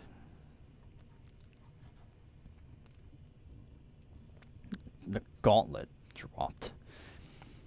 The microphone dropped. The house fell in red coals and black ash. It bleeded itself down in sleepy pink-gray cinders, and a smoke plum blew over it, rising and waving slowly back and forth in the sky. It was 3:30 in the morning. The crowd drew back into the houses. The great tents of the circus had slumped into charcoal and rubble, and the show was well over. Montag stood with the flamethrower in his limp hands. Great islands of perspiration drenching his armpits, his hands smeared with soot. The other firemen waited behind him, in the darkness, their face illuminated faintly by the smoldering foundation. Montag started to speak twice, and then finally managed to put his thought together. Wasn't my wife turned in the alarm? Beatty nodded, but her friends turned in an alarm earlier. That I let ride. One way or the other, you would have got it. It was pretty silly quoting poetry around free and easy like that. It was the act of a silly damn snob. Give a man a few lines of verse and he thinks he's the lord of all creation. You think you can walk on water with your books. Well, the world can get by just fine without them. Look where they got you. In slime up to your lip. If I stir the slime with my little finger, you'll drown. Montag could not move. A great earthquake had come with fire and leveled the house, and Mildred was under there somewhere, and his entire life under there, and he could not move. The earthquake was still shaking and falling and shivering inside him, and he stood there, his knees half bent under the great load of tiredness and bewilderment and outrage, letting Beatty hit him without raising a hand. Montag, you idiot. Montag, you damn fool. Why did you really do it? Montag did not hear. He was far away. He was running with his mind. He was gone, leaving this dead soot-covered body to sway in front of another raving fool. Montag, get out of there, said Faber. Montag listened. Beatty struck him with a blow on the head that sent him reeling back. The green bullet, in which Faber's voice whispered and cried, fell to the sidewalk. Beatty snatched it up, grinning. He held it half in and half out of his ear. Montag heard the distant voice calling, Montag, you all right? Beatty switched the green bullet off and thrust it in his pocket. Well, so there's more here than I thought. I saw you tilt your head listening.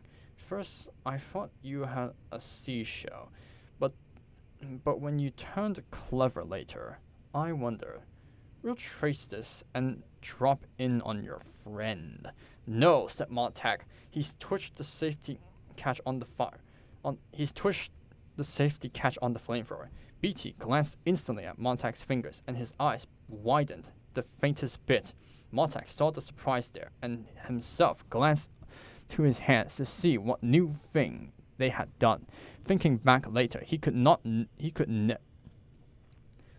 just talking very fast and reading and speaking very fast. My gosh, need to really slow down. But things are just really getting very engaging right now. Thinking back later, he could never decide whether the hands or Beatty's reaction to the hands gave him the final push toward murder. The last rolling thunder of the avalanche stoned down about his ears, not touching him. Beatty grinned his most charming grin. Well, that's one way to get an audience. Hold a gun on a man and force him to listen to your speech. Its speech away. What will it be this time? And why don't you bleach Shakespeare at me, you fumbling snob? There is no terror, Cassius. There is no terror, Cassius, in your threats, for I'm armed so strong in honesty that they pass by me as an idle wind, which I respect not. How's that? Go ahead now. You second-hand literature. Pull the trigger. He took one step toward Montag. Montag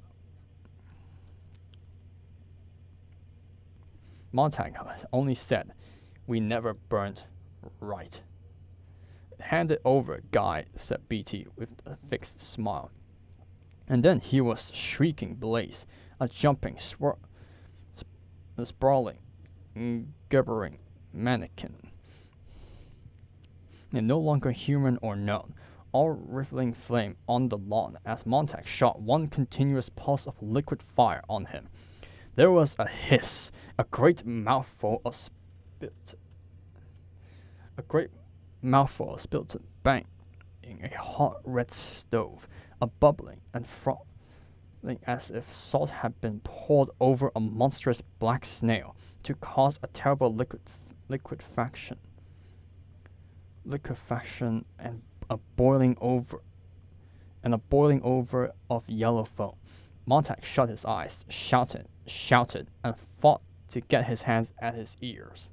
to clamp and to cut away the sound.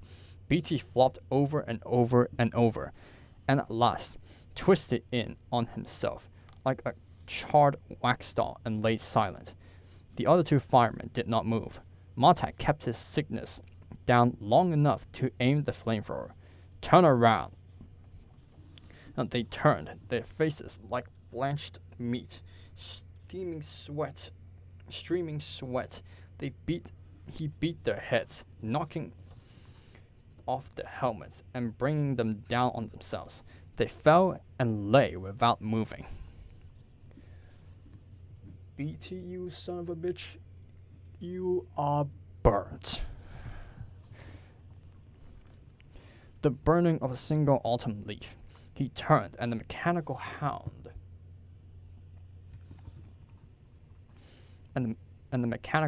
was there. It was half across the lawn, coming from the shadows, moving with such drifting ease that it was like a single solid cloud of black gray smoke blown at him in silence. It made a single last leap into the air, coming down at Montag from a good 3 feet over his head, its spider legs reaching, the procaine needle snapping out its single angry tooth. Montag caught it with a bloom of fire, a single wondrous blossom that curled in petals of yellow and blue and orange about the metal dog, clad it in a new covering as it slammed into Montag and threw him 10 feet back against the bole of a tree, taking the flame gun with him. He felt it scrabble and seized his leg and slapped the needle in for a moment before the fire snatched the hound up in the air, burst its metal bones at the joints, and blew out its interior in a single flushing of red color, like a skyrocket. It fastened to the street. Montag lay watching the dead alive thing fiddle the air and die. And even now it seemed to want to get back at him and finish the injection, which was now working through the flesh of his leg. He felt all the mangled relief and horror at having pulled back only in time to have just his knees slammed by the fender of a car. Hurtling by at 90 miles an hour. He was afraid to get up, afraid he might not be able to gain his feet at all. With an anesthetized leg, a numbness into a numbness, hollowed into a numbness. And now, the street empty, the house burnt like an ancient bit of stage scenery. The other homes dark. The hound here, BT there, the 3 other firemen another place. And the salamander? He gazed at the immense engine. That would have to go too. Well, he thought, let's see how badly off you are on your own feet. Easy, easy, there. He stood, and he had only one leg. The other was like a chunk of burnt pine log he was carrying along as a penance for some obscure sin. When he put his weight on it, a shower of silver needles gushed up the length of the calf and went off in the knee. He wept, Come on, you can't stay here." A few house lights were going on again down the street, whether from the incidents just passed or because of the abnormal silence following the fight. Montag did not know. He hobbled around the ruins, seizing at his bad leg when it lagged, talking and whimpering and shouting directions at it, and cursing it and pleading with it to work for him now when it was vital. He heard a number of people crying out in the darkness and shouting. He reached the backyard and the alley. Beatty, he thought. You're not a problem now. You always said, don't face a problem, burn it. Well, now I've done both. Goodbye, Captain. And he stumbled along the dark alley. A shotgun blast went off in his leg every time he put it down, and he thought, you're a fool, a damn fool, an awful fool, an idiot, an awful idiot, a damn idiot, and a fool, a damn fool. Look at the mess, and where's the mob? Look at the mess, and what do? Pride, damn it, and temper, and you've junked it all. At the very start, you vomit on everyone you vomit on everyone and on yourself, but everything at once, one on top of another. Beatty, the woman, Mildred, Clarice, everything. No excuse though, no excuse. A fool, a damn fool. Go give yourself up.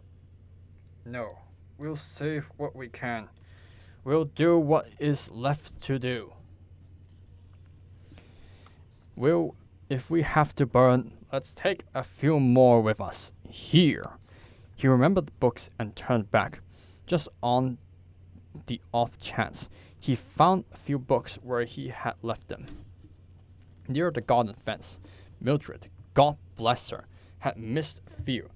4 books still lay hidden where he had put them. Voices were wailing in the night, and flashbeams swirled about. Other salamanders were roaring their engines far away, and police sirens were cutting their way across town with their sirens. Montag took the 4 remaining books and hopped, his way down the alley, and suddenly fell as if his head had been cut off and only his body lay there. Something inside had jerked him to a halt and flopped him down. He lay where he had fallen and sobbed, his legs folded, his face pressed blindly to the gravel. Beatty wanted to die. In the middle of the crying, Montag knew it for the truth. Beatty had wanted to die. He had just stood there and not really trying to save himself.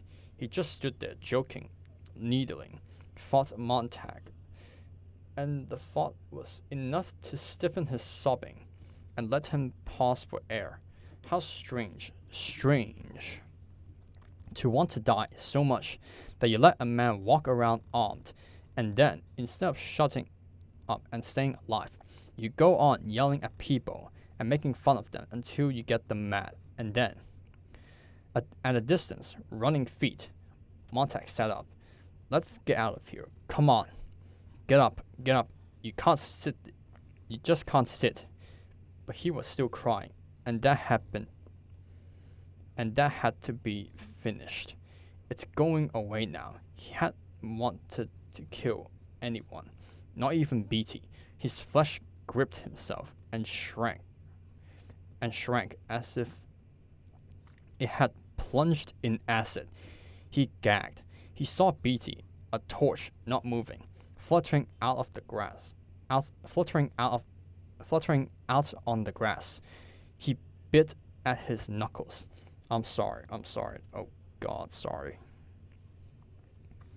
He tried to piece it all together, to go back to the normal pattern of life a few short days ago, before the sieve and the sand, Demon's deficit, muff voices, the fireflies, the alarms, the excursions. Too much for a few short days. Too much indeed for a lifetime. Feet ran in the far end of the alley. Get up, he told himself. Damn it, get up, he said to the leg, and stood. The pains were spikes, driven in the kneecap, and then only darning. and then only darning needles, and then only common ordinary safety pins. And after he had shaggled along 50 more hops and jumps, filling his hand with silvers from the board fence, and pricking like someone blowing a spray of scathing water on that leg, and the leg was at last his own leg again. He had been afraid that running might break the loose ankle. Now, sucking all the night into his open mouth and blowing it out pale, with all the blackness left heavily inside himself, he set out in a steady jogging pace. He carried the books in his hands. He thought of Faber. Faber was back in the steaming lump of tar that had no name or identity now.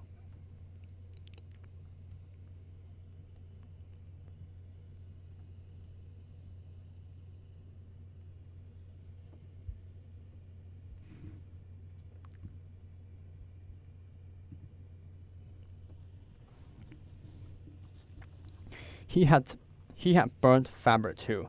He felt so suddenly shocked by this that he felt Faber was really dead, baked like a roach in that small green capsule, shoved and lost in the pocket of a man who was now nothing but a framed skeleton, strung with asphalt tendons. You must remember, burn them or they'll burn you, he thought. Right now, it's as simple as that. He searched his pockets. The money was there, and in his other pocket he found the usual seashell, upon which the city was talking to itself in the cold black morning. Police alert, wanted, fugitive in city, has committed murder and crimes against the state. Name, Guy Montag. Occupation, fireman. Last seen, he ran steadily for 6 blocks in the alley, and then the alley opened out onto a wide, empty thoroughfare 10 lanes wide. Onto a wide, empty thoroughfare 10 lanes wide. It seemed like a boatless river frozen there in the raw light of the high white arc lamps. You could drown trying to cross it. He felt it was too wide. It was too open. It was a vast stage without scenery, inviting him to run across, easily seen in the blazing illumination, easily caught, easily shot down. The seashell hummed in his ear. Watch for a man running. Watch for a running man. Watch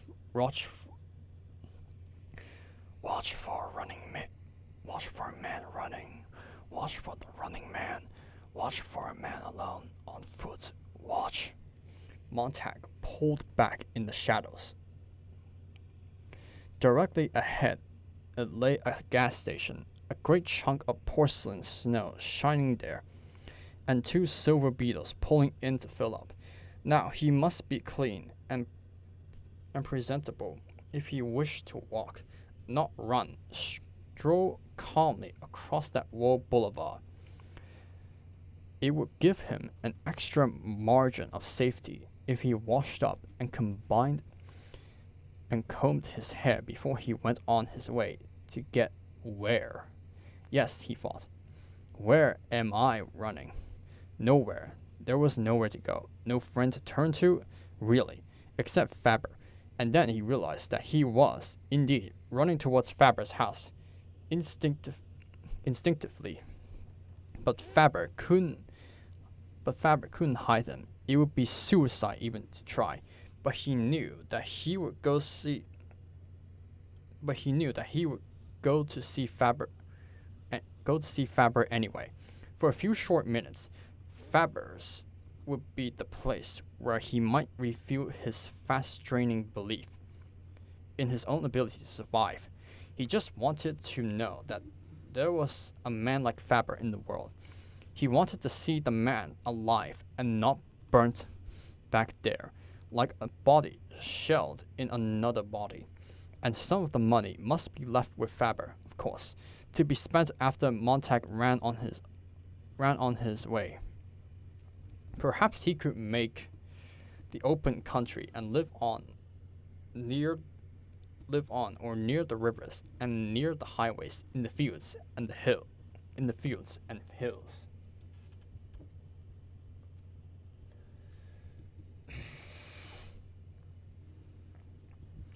A great rolling whisper made him look to the sky. The police helicopters were rising so far away that it seemed someone had blown the gray head off a dry dandelion flower. 24 of them flurried, wavering, indecisive, 3 miles off, like butterflies puzzled by autumn, and then they were plummeting down to land, one by one, here, there, softly kneeling the streets where turned back to be as they shrieked along the boulevards, or as suddenly leaped back into the air, continuing their search. And here was the gas station, its attendants busy now with customers. Approaching from the rear, Montag entered the men's washroom. Through the aluminum wall, he heard a radio voice saying, "War has been declared." The gas was being pumped outside. The men in the Beatles were talking, and the attendants were talking about the engines, the gas, the money owed. Montag stood trying to make himself feel shock of the quiet statement from the radio, but nothing would happen. The war would have to wait for him to come to it in his personal file, an hour, 2 hours from now. He washed his hands and face and toweled himself dry, making little sound. He came out of the washroom and shut the door carefully and walked into the darkness, and at last stood again on the edge of the empty boulevard. And there it lay, a game for him to win, a vast bowling alley in the cool morning. The boulevard was as clean as the surface of an arena 2 minutes before the appearance of certain unnamed victims and certain unknown killers. The air over and above the vast concrete river trembled with the warmth of Montag's body alone. It was incredible how he felt his temperature could cause the whole immediate world to vibrate.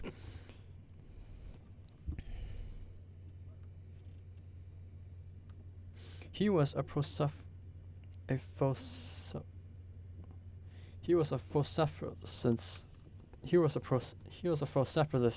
target. He knew it. He felt it.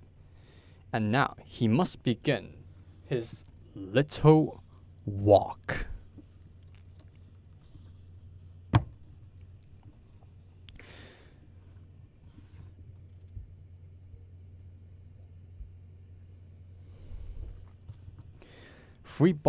Three blocks away, a few headlights glared. Montag drew a deep breath. His lungs were like burning brooms in his chest. His mouth was sucked dry from running. His throat tasted of bloody iron, and there was rusted steel in his feet. What about those lights there? Once you started walking, you have to gauge how fast those beetles could make it down here. Well, how far was it to the other curb? It seemed like 100 yards. Probably not 100, but figure for that anyway. Figure that with him going very slowly, at a nice stroll, it might take as much as 40 seconds to walk all that way. The beetles, once started, they could leave 3 blocks behind them in 15 seconds. So even if halfway across he started to run, he put his right foot out, and then his left foot, and then his right. He walked on the empty boulevard. He walked on the empty avenue. Even if the street were entirely empty, of course, you couldn't be sure of a safe crossing, for a car could appear and suddenly over the rise 4 blocks further on and beyond and past you before you had taken a dozen breaths.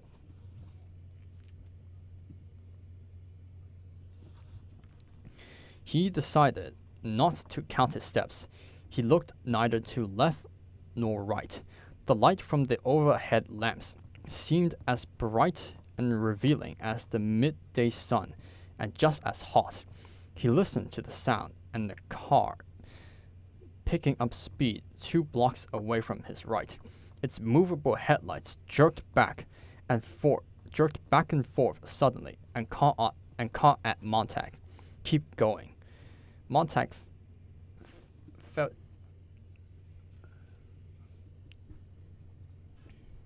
Montag faltered, got a grip on the books, and forced himself not to freeze. Instinctively, he took a few quick running steps, then talked out loud to himself and pulled up to stroll again. He was now half across the street, but the roar from the Beatles' engines whined louder as it put on speed. The police, of course, they see me, but slow now, slow. Quiet. Don't turn, don't look. Don't seem concerned.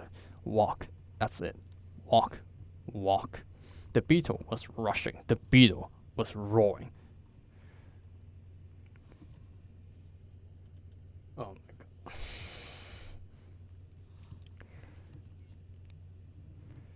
Oh my god, so close. It's... Dear God.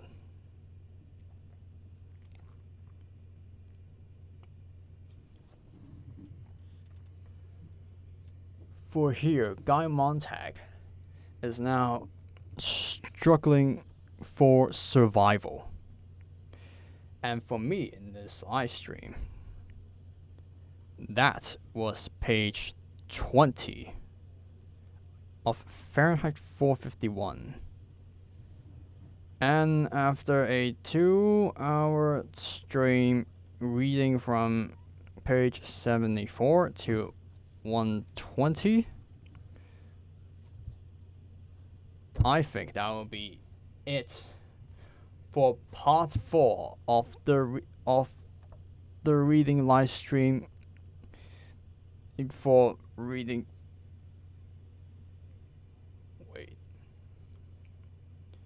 I think that will be it for part 4 of reading Fahrenheit 451 in these reading live streams. My god.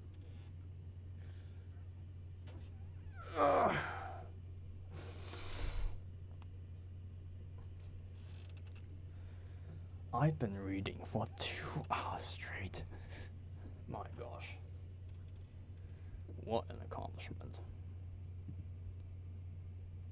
What endurance.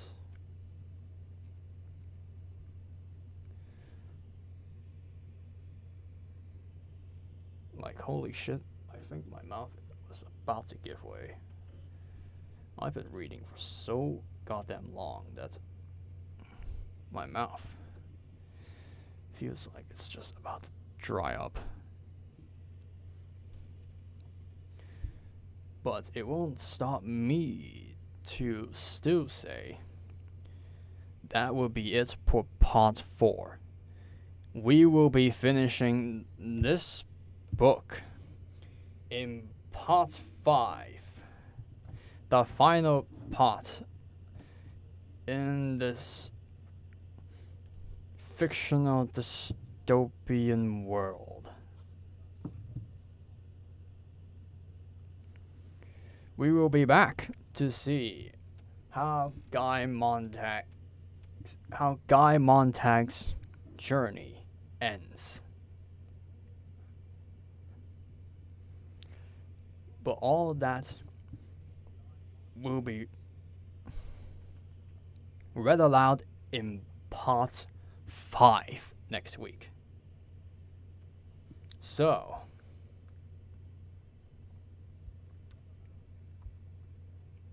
after 2 hours of non-stop, of straight-on non-stop reading, I think that will be the end of this live stream. I hope you all enjoyed it. If you did, please make sure to click on the like button on this live stream and subscribe to the channel if you like my videos, and also comment on the videos and community posts to get your chance of being in shoutouts and leaving your mark on my YouTube channel's history. So, thank you so much for watching, and I'll see you all in the next live stream, the next video, and the final part of Ray Bradbury's Fahrenheit 451. Bye.